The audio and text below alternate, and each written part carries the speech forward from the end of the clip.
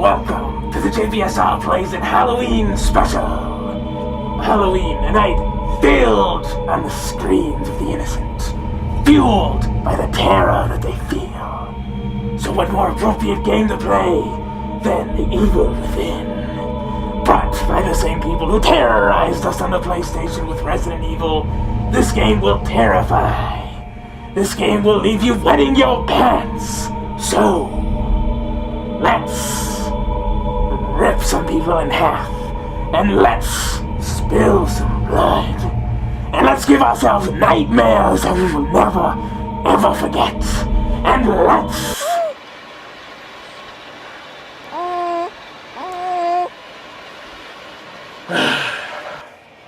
Play something more kid-friendly.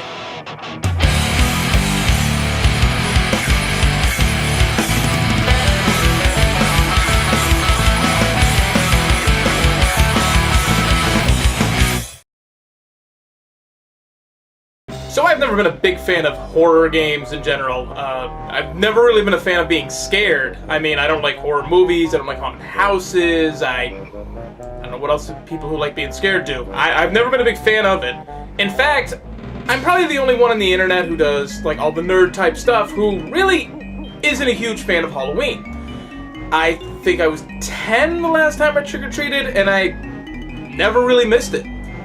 So, to me, Halloween has never really been about blood and demons and people with chainsaws and melted faces. It's never been my thing. I've always thought of Halloween as candy and dressing up in adorable little costumes or badass costumes, whatever you may have. Not really the sexy costumes, because I think it's a holiday for kids. Just stop! But the perfect game for me, I think, if I'm gonna do a Halloween special, it's gotta be Costume Quest.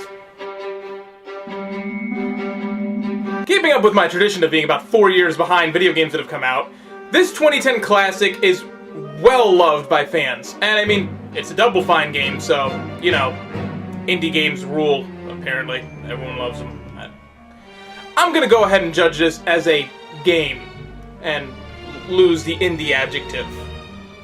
So we start off on our hero's home. It's Halloween, and they're the new kids in town. So their parents tell them to go out and go trick-or-treating. Or else they're grounded. If those same rules applied when I was a kid, I would have been grounded my entire life. So, because you're twins, and none of you are older, your mom decided to put one of you in charge. Which is basically the game's way of letting you select your character. I'm gonna go with Ren, because I always pick the female lead, and let's face it, sisters are kind of funnier. So you start to go trick-or-treating, and you knock on the first door, and this guy refuses to give you candy because he thinks your costumes are just awful. This guy just must be in constant misery anytime he goes to a comic convention. Or, hopefully he just doesn't go at all. So at the next house, Ren hides behind a mailbox while Reynold knocks on the door because she doesn't want his stupid costume ruining her good time. And who should open the door but... What is this? I'll admit, I knew nothing about this game going into it other than it was a Double Fine production. Like, nothing. I don't know what genre of game it is, I just knew I liked the art style, and it was Double Fine, and I really like Brutal Legend. So, apparently this monster thinks that Reynold is the world's largest piece of candy corn and goes running off with him. Then he approaches the giant talking gate that has clearly always been there, but no one's ever seen the question. And they won't let him in, but he throws Reynold over it anyways. I feel like that would hurt a lot. So now, you confront the monster because you really don't want to be grounded. And, oh, I'm sorry, Gus from Section 5. And you... When did this turn into Mighty Morphin Power Rangers? Apparently this boxy robot costume turns into a full-fledged city-sized Gundam that takes on monsters. So that's how you want to play it, huh, game? Alright, I'm down. The fights are old-school RPG style, except that you have to press a button each time to have a successful attack, and you have to also press a button to defend each attack, and every 2 moves you get a super move. Which I conveniently forgot to use for most of the first part of this game. So after you send Gus to an early retirement, a witch named Drusilla shows up and whisks you away in a tornado, removing your costume in the process. Luckily, this cat shows up, who's kind of weird, and shows you exactly where the instructions are to rebuild your costume. So with your incognito Megazord back intact, it's time for you to zip around on your rocket boots and go trick-or-treating, because that's how you save the world. Yep. That's how I always imagined you'd save the planet. There are numerous little side quests sprinkled throughout the game, but it all boils down to unlock all the sub-areas, knock on every door, and progress. It seems pretty monotonous, but I had a good time with it. Our first obstacle is this gang of people who all dressed up like mummies, and we have to save this kid from being bullied. And how do we do that? By having a race! And I have rocket boots and he's got a skateboard. Ah, glory. And because he's so grateful to you, the kid you rescue, Everett, decides to join your party. And this starts the actual costume part of Costume Quest. While it was probably pretty obvious from the start that you get different costumes throughout the game, the really cool part is that you can switch to them in an instant. And they all have different field abilities to help you solve different kinds of puzzles, on top of their differences in battle. A lot of them still boil down to 2 attacks and a super move, but they all have different super moves, and some of them are a little more useful than others. Also throughout this game, you will collect stamps, which you attach to your costumes, which give you different buffs, like increased HP, or the ability to stun enemies. Always go for the counterattacks, though. Those are legit OP, even against bosses. Once we're done knocking out all the doors in this area, we have to get past the principal to get to the final area, which requires us getting to this cherry in this backyard, which requires us to get a costume in order to get into the party in the backyard, which was made more complicated because I forgot to go in the sewer to get the last part. So, I'm an idiot, and it took me an hour. After knocking on your final door, you make your way into the graveyard to find your brother being loaded up with all the rest of the candy onto this bus. After another confrontation with Drusilla, you are thrust into battle against Bojan, or as I like to call him, the Red Foreman. You see what I did there? I'm a genius. After you're done beating him and his mega horn down, you Eddie Valiant your way onto this bus, and then you make your way to the mall. Here, you have to collect parts to make a spaceman outfit, which will allow you to make your way through these creepy, dark places, but even though when you walk through them, all the creepy stuff seems to just disappear. I don't understand. It's kind of like those parts in that Alone in the Dark remake, only, you know, it's not a terrible game. And once we make our way into the main part of the mall, we have to... Yep, trick-or-treat. You have to do it. It doesn't matter. You trick-or-treat anywhere. You go to the moon, you're gonna trick-or-treat. You go to outer space, you're gonna trick-or-treat.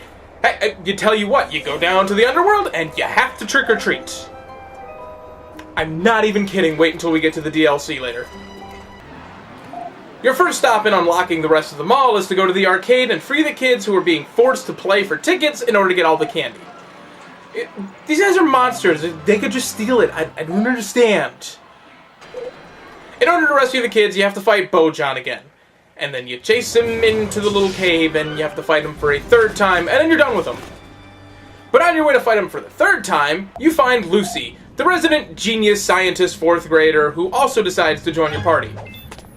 After taking care of them and getting the monorail working, you now have to prove your worth to the ninjas who are guarding the stairs by killing 3 monsters and taking their New Year's Eve party horns.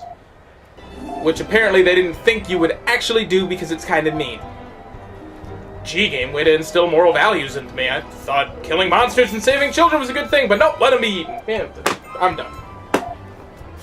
You're also rewarded with the ninja costume, which sounds like it'd be pretty awesome.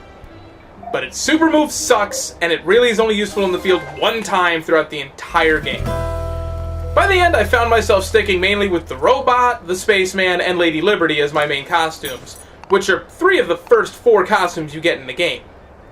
As I experimented more with them later on, I realized how awesome some of the other ones were, like the fact that Lady Liberty isn't even the best of the healing costumes, but I learned that lesson a little too late. Now you head towards the Motherlode, where you finally find your brother, but you are soon interrupted by Metzel and his bulldozer. This is actually the 4th boss fight you've had so far in this game, and they've all pretty much been a breeze. Other than the final boss of both the main game and the DLC, you're really not going to notice any difficulty. So after you take him down, you are confronted once again by Drusilla, and before she can do anything else to you, she makes your brother hate you. See, kids, this should be a lesson. Never, ever say you wish your sibling wasn't born, because you never know when a demonic entity could use that as leverage against you in an important situation. Plus, you know, I don't want to be grounded. So now that your sibling hates you, Dorsilla whisks you away into the countryside and takes away all of your costumes. Luckily, you're guarded by a bunch of bumbling idiots yet again and manage to escape down the hill, and then you sneak past the guards who are guarding your costume in the box, and you get your hand on a French fry costume. It's kind of silly, and its super move is not really that useful, but I kind of liked it. The biggest drawback was that it made me really want some more French fries. With the costume equipped, head back and trick the guards to get trapped into the barn, and then you get all of your costumes back. And what does this call for? That's right, more trick-or-treating, this time at a carnival! But first, you are stopped by Dorian, the brother of Dorsilla. Identical brother, I'm assuming. Actually, at first I thought it was just Dorsilla in drag, but it turns out they are actually two different people. I think. They never actually both appear on screen together, so it could go either way. The one question I have about this is that they, along with your parents, are the only adults who look like the children. There must be something in the water in this town. So now you have to make your way up to the top of the Ferris wheel to save these kids. And how do you do it? The ninja costume's actually useful! For the only time. And honestly, it probably could have been useful later on or earlier on, and I could have avoided some of these enemy fights, but screw it, I'd rather have the experience than candy. Save the kids and make your way through the not-so-hidden passage that I tried to go through earlier to no avail, and you find yourself in a hedge maze trying to save some of the Grubbins, who reward you with a Grubbins costume. And yeah, let's take one final shot. It basically does what the ninja costume would do, only without having to actually use an ability.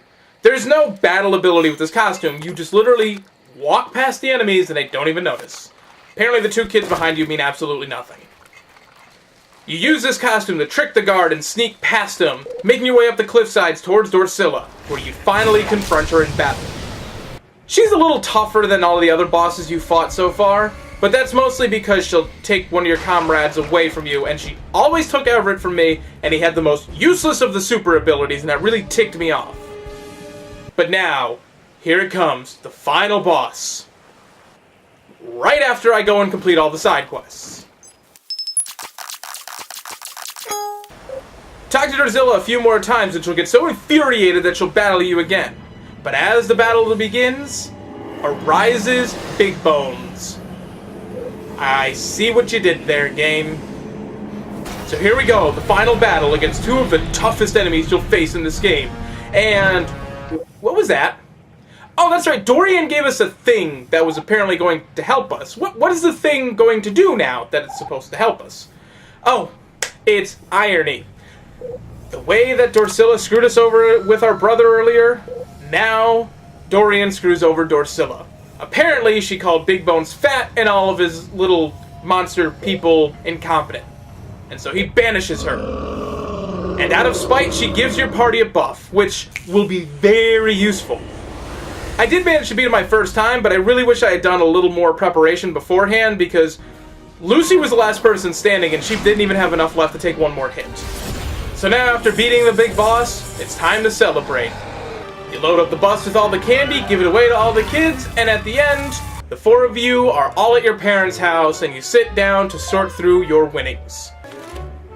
But not before your father steals some of your candy. Jerk. And that was Costume Quest. But wait, before we wrap this up, let's take a look at the add-on, Grubbins on Ice. This is pretty much the Christmas special, and it begins with Lucy and Everett out in the neighborhood looking for physical evidence of the monster world that I refuse to try and pronounce. So I'm just going to call it Pagula, after the new owners of the Buffalo Bills. Alright, yes nerds, I know, he's talking about football. Shut up and listen, alright?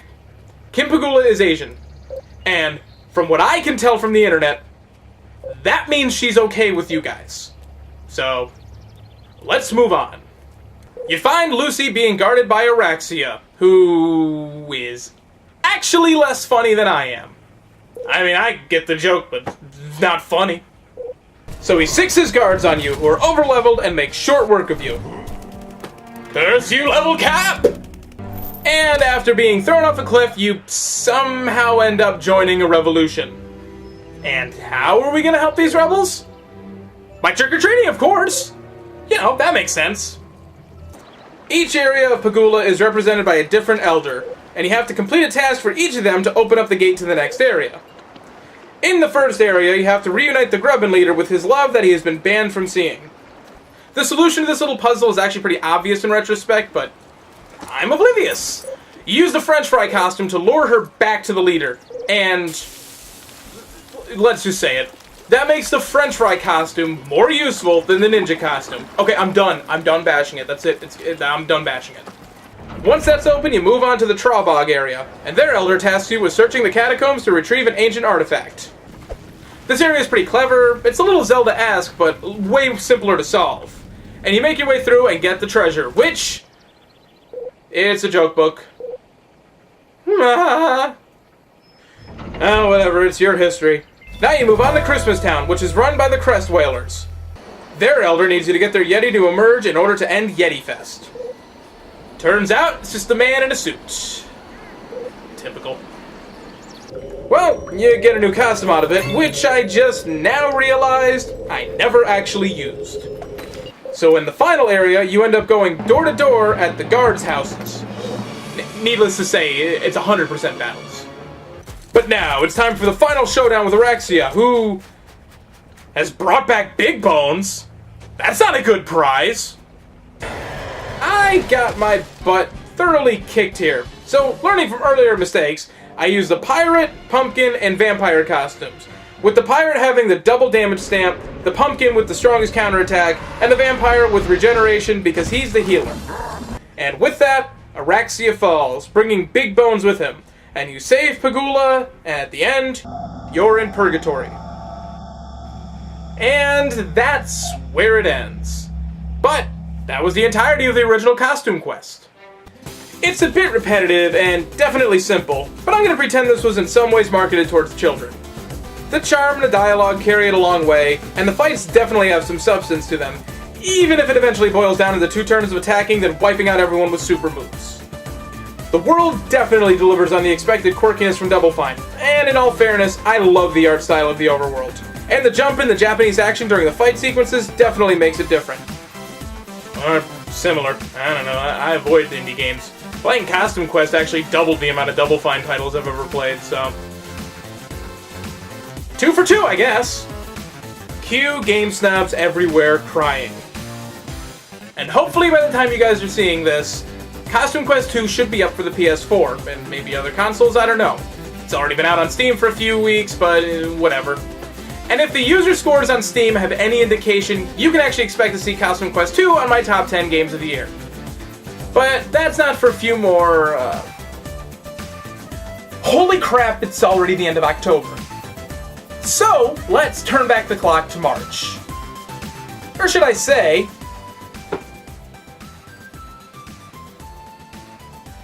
Infomarch.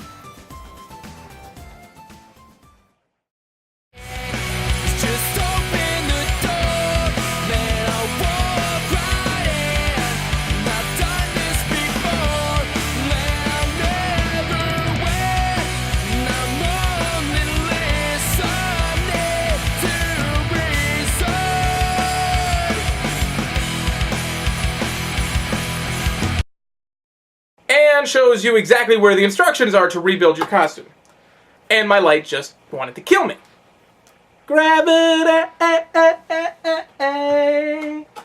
always gotta let me down. Yeah, let's put the plastic bucket right next to the hot light. That can never, that'll definitely will not set the house on fire. We're good. We're good. I got like a half a bottle of water over there. We're good.